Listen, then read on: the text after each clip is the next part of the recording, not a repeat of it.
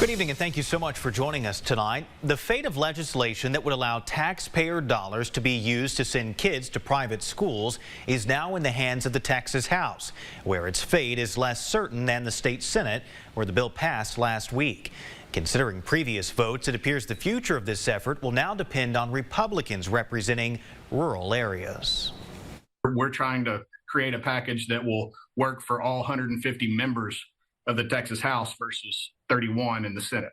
State Rep Cody Harris of Palestine is referring to the Senate bill passed last week, which would create an $8,000 education savings account that Texas parents could use to help cover the cost of a private education using taxpayer money. We've been using public education dollars for private schools for a very long time in this country.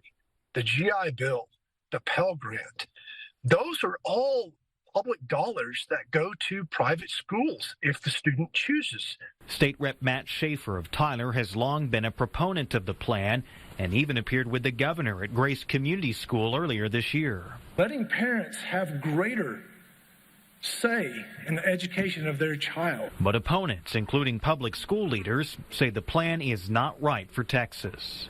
You know, in a conservative government, I'm a little bit surprised that our state is willing to allow public funds to go to the community in the form of a voucher where there's very little accountability and transparency. And that's what lawmakers like Harris will be looking for, proposing the idea of testing individual students who make use of the taxpayer money.